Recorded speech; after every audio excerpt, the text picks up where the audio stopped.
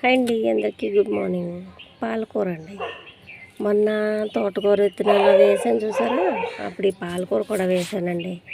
బాగా వచ్చింది, కాకపోతే పురుగు పట్టేస్తుంది. కోసేయాలి దీన్ని. ఒక ట్రిప్ కోసేసాం అనుకో, అప్పుడు పురుగు ఏదన్నా ఉంటే పోతుంది.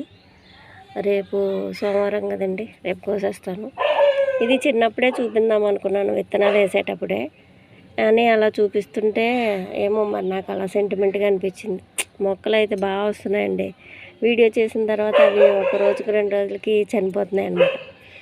అంటే నాకు ఏమనిపించిందంటే, మన పిల్లలైనా అంతే కదా, చిన్న పిల్లల్ని చూపించకూడదు అంటారు. అలాగా చూపించడం వల్ల ఏమన్నా అవుతున్నాయేమో అని నాకు చిన్న డౌట్ వచ్చి అందుకని వీడియో తీయలే. అంటే తోటకూర, ఎర్ర తోటకూర అయితే భలే వచ్చిందండి. అది వచ్చిన తర్వాత వీడియో తీసి పెట్టానా, వీడియో తీసి పెట్టిన 3వ రోజుకి ఎప్పుడో చనిపోయింది. అందుకనేసి మళ్ళీ నాకు ఆ డౌట్ ఉండిపోయి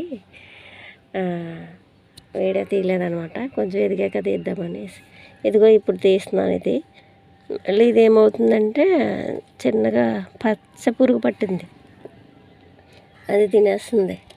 మధ్యలో ఎర్ర తోటకూర వచ్చింది. ఈ పాలకూర అయితే చాలా బాగా వచ్చిందండి. ఒకసారి కోసేస్తే ఇది చిన్న మందార కొమ్మ తెచ్చేసాను ఇందులో నిన్న.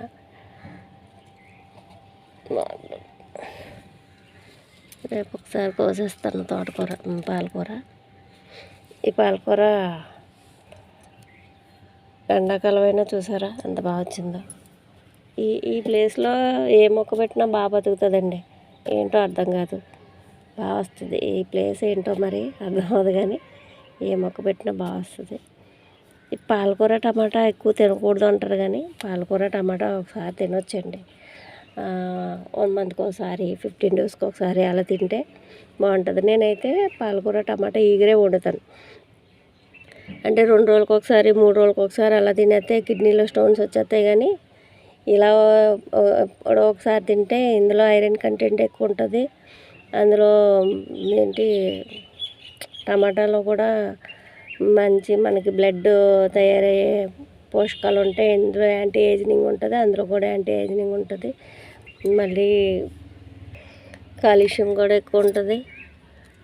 ఆ కాల్షియం వల్లే బ్లడ్ స్టోన్స్ రెడీ అవుతాయి అంటారు. కానీ ఒక 1 మంత్కి 15 డేస్కి అలాగా వండుకుంటే ఏమవ్వదు, కానీ అస్తమానం అదే పని కింద తినకూడదు. ఇదైతే రేపు కోసినా కానీ కర్రీకి పనికిరాదు. నేను టమాటా వేసి పప్పులో వేసేస్తాను. ఓకేనండి, బాయ్.